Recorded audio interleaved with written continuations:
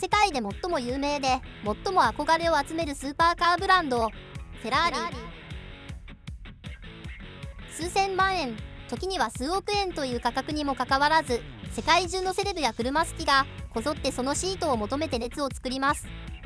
圧倒的な性能、美しいデザイン、そしてステータス。私たちがフェラーリの市販車に抱くイメージはまさに高級ラグジュアリーカーの頂点です。しかしその誕生の歴史を巻き戻すと驚くべき逆転の真実に突き当たります。実はフェラーリが一般向けの自動車を販売している本当の理由、それは F1 をはじめとするレースに参戦する資金を稼ぐため、ただそれだけだったのです。第1章、創業者エンツォの歪みなき執念。この驚異的なビジネスモデルを理解するには創業者の男エンツォ・フェラーリの人生を知る必要があります。1898年にイタリアで生まれたエンツォは筋金入りのレース屋でした。自身もレーシングドライバーとして活躍した後、1929年に自らのレーシングチームスクーデリア・フェラーリを設立します。当初はアルファロメオのマシンを走らせるプライベーターチームでした。やがてエンツォは他社のマシンを走らせるだけでは満足できず、自社製のレーシングカーを開発し、自らの手で勝利をつかみに行くようになります。しかしここで大きな壁が立ちはだかりました。モータースポーツには想像を絶する莫大な費用がかかるということです。マシンの開発費、パーツ代、メカニックへの給与、遠征費。レースで勝てば賞金は入りますが、それだけでは到底足りません。資金が底をつきかければ大好きなレースを諦めなければならない。そこでエンツォが思いついた執念の解決策、それがレース用の技術を応用した超高性能なロードカーを一般の富裕層に販売し、その利益を全てレースにつぎ込むということでした。1947年に誕生した初の自社製マシン 125S を皮切りに、フェラーリはレース資金を獲得するためのロードカービジネスへ本格的に乗り出していくことになります。エンツォの思想を決定づけるあまりにも有名な言葉が残されています。私はレースをするために市販車を売っている。他の人々は市販車を売るためにレースをしているのだ。彼にとって本業はあくまでレースで勝つこと。どれほど美しく、どれほど速いロードカーを作ろうとも、彼にとってはレース活動費を捻出するための手段、資金調達の道具に過ぎなかったのです。第2章、一般的な自動車メーカーとの真逆の構造。エンツォが言った他の人々とは、トヨタやホンダ、メルセデス、フォードといった一般的な自動車メーカーのことです。彼らとフェラーリとではレースに参戦する目的の構造が真逆になっています。一般的な自動車メーカーの本業は当然市販車を大量に売ることです。彼らが F1 などのトップカテゴリーに参戦するのは究極の環境で技術を磨き、それを市販車にフィードバックするため。そして何より世界最高峰のレースで戦うメーカーというブランドイメージを植え付け、市販車の販売を促進するための広告宣伝です。つまり市販車を売るためのレースなのです。しかしフェラーリは違います。彼らの本業はレースで勝つこと。 F1 という世界最高の舞台で勝利し、圧倒的な強さとカリスマ性を示す。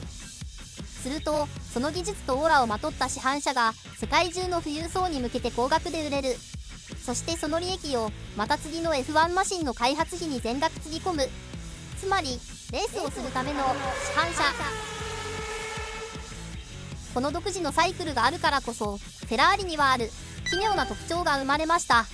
彼らはテレビ CM や新聞広告といった一般的な製品広告をほとんど行いません。なぜなら日曜日の F1 グランプリで真っ赤なマシンがトップでチェッカーを受けることを、それ自体が世界で最も効果的な広告だからです。第3章、現代のフェラーリと F1 の変革。時代は流れ、現代のフェラーリは創業当時から大きく姿を変えました。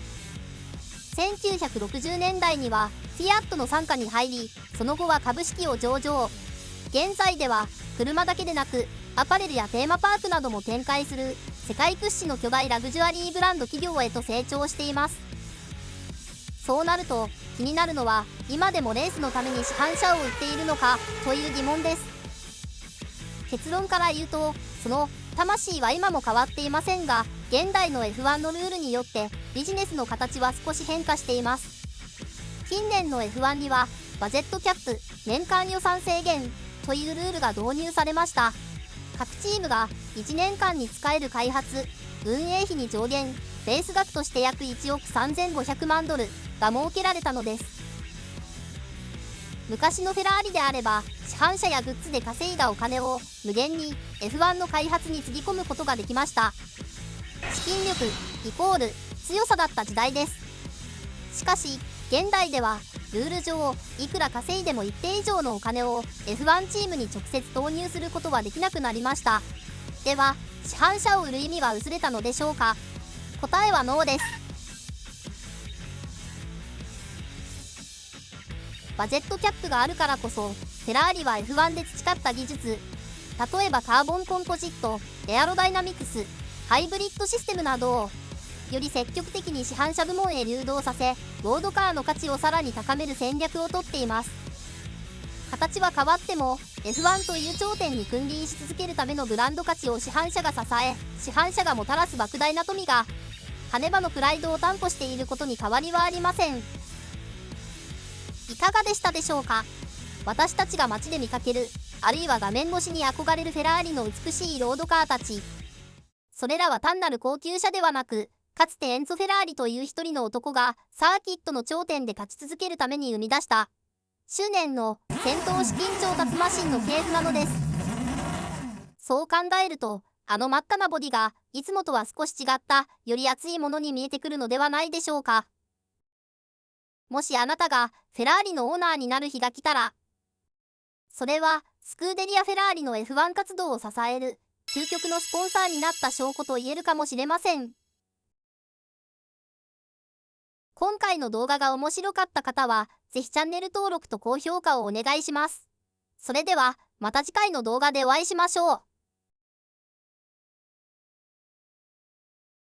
ご視聴ありがとうございました。チャンネル登録といいねボタン、そして解説してほしいテーマがあったらコメント欄に書き込んでください。動画で取り上げて解説していきます。